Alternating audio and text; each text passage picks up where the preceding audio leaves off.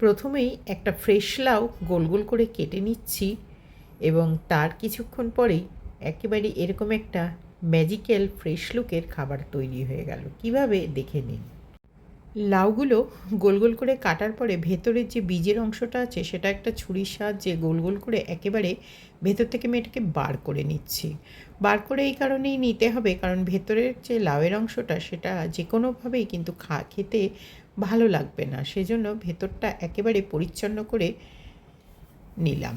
এবারে দেখুন কিছুটা আমি পনির নিয়ে এসেছি। এই পনিরটা আমি হাতে করেই ভাঙলাম, আপনারা চাইলে গ্রেটারের সাহায্যে গ্রেটও করে নিতে পারেন। মিশিয়ে নিচ্ছি এখানে কাঁচা লঙ্কা, এখানে ছিল 150 গ্রাম মতো পনির, আর তার সাথে এখানে আমি ছোট ছোট করে কাঁচা লঙ্কা কেটে নিচ্ছি। কাঁচা লঙ্কা সবসময় এরকম কাঁচি দিয়েই কাটবেন, তাহলে হাত কিন্তু জ্বালা করবে না। এরকম ছোট ছোট টিপস ও ট্রিপস কিন্তু আমি আমার চ্যানেলে দিয়েই থাকি। এরপরে আমি মেশালাম একটু সামান্য পরিমাণে ধনেপাতা, একটু পেঁয়াজ, একটু লঙ্কার গুঁড়ো, একটু আদা রসুনের বাটা, আর তার সাথে একটু হলুদ গুঁড়ো ও গরম মশলা সবই 1 চামচ করে মেশাতে হবে। আর দিচ্ছি গোটা জিরে আর একটু সামান্য ঘি দিলে গন্ধটা বেশ ভালো হয়। আচ্ছা, আরও একটু গরম মশলা কিন্তু দিলাম। এবারে প্যানের মধ্যে দিয়ে দিচ্ছি একটু সাদা তেল। সাদা তেলটা যখন বেশ ভালো করে গরম হয়ে যাবে, অ্যারাউন্ড 1 চামচ মতো সাদা তেল দিলাম একটু হলুদ গুঁড়ো এবং একটু লবণ। এই সমস্তটা যখন ভালো করে গরম হয়ে যাবে তখন এরপরে এর মধ্যে দিয়ে দিচ্ছি যে লাউটা কেটে রাখলাম সেই লাউটা যতটা ফ্রেশ হবে খেতেও কিন্তু বেশ ভালো লাগবে। এবারে যে পনিরের মণ্ডটা বানালাম ওটাকে ভেতরে দিয়ে ধীরে ধীরে আমি এপাশ ওপাশ করে ভেজে নিয়েছি। ফ্রাইং প্যানের মধ্যে দিয়ে দিচ্ছি একটু আদা রসুন বাটা আর একটু টমেটো বাটা। এই দুটোকে মিশিয়ে বেশ ভালো করে যখন অ্যারোমাটা বেরোবে ততক্ষণ অবধি কিন্তু ভাজতে হবে। টমেটো যদি ভালো করে না অ্যারোমা বেরোয়, টমেটোর একটা কাঁচা বিচ্ছিরি গন্ধ লাগে। যতক্ষণ বেরোলো প্রায় 2-3 মিনিট ধরে, তারপরে মিশিয়ে দিলাম দুধ। এটা একবার বয়েল করা নর্মাল দুধ ছিল।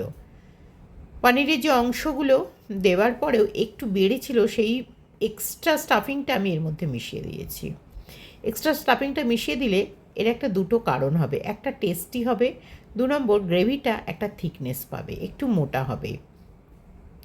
এরপরে মিশিয়ে দিচ্ছি গরম মশলা, আরও দিচ্ছি একটু দুধ, কারণ গ্রেভিটা আরেকটু ঘন করতে হবে। দেখুন বেশ এইরকম যখন লুক আসবে তখন সেই ভাজা পনির দেওয়া যে ভেতরে লাউয়ের যে স্টাফিং দিয়ে যেটা বানিয়ে রাখলাম সেটাগুলোকে একটা একটা করে দিতে হবে। এবং এবারে কিন্তু লাউটা ভাজলেও বেশ ভালো করে কিন্তু সেদ্ধ করতে হবে, তার জন্য প্রায় 10 মিনিট মতো রাখবে। এবং এটাকে আমি খুলেই সেদ্ধ করলাম। 10 মিনিট পরে একটু ঘি ও একটু গরম মশলা মিশিয়ে নিলাম, আর দিলাম সামান্য একটু লবণ। দেখুন একটা ম্যাজিক্যাল স্বাদের খাবার কিন্তু তৈরি হয়ে গেল। এটা আপনারা যারা খাননি এখনও অবধি, লাউয়ের অনেক কোফতা, কারি, ডাল ইত্যাদি খেয়েছেন, এটা একবার বানিয়ে দেখুন, সত্যি এটা অসামান্য লাগবে, বিশেষ করে রুটি বা পরোটার সাথে। আর যদি গরম স্টিম রাইসের সাথে খেতে পছন্দ করেন সেটাও কিন্তু খারাপ লাগবে না। কেমন লাগলো আমার আজকের এই নতুন লাউয়ের স্টাফ ভরা পনিরের রেসিপি অবশ্যই কমেন্ট করবেন এবং সাবস্ক্রাইব করে বাই দ্য ওয়ে, এই ক্রিমি লুকটা আনার জন্য কিন্তু একটু কাজু বাটা অবশ্যই লাস্টে মিশিয়ে দেবেন। দেখুন একটা কি সুন্দর রিচ লুক এসেছে, এবং এটা একটু পরোটার সাথে খেয়ে দেখতে পারেন। আশা করি আমার এই নতুন ভিডিও আপনাদের অবশ্যই ভালো লাগলো। যারা এখনও অবধি আমার চ্যানেলটিকে সাবস্ক্রাইব করেনি, সাবস্ক্রাইব করে বেল আইকন বাজিয়ে অবশ্যই সাথে থাকুন।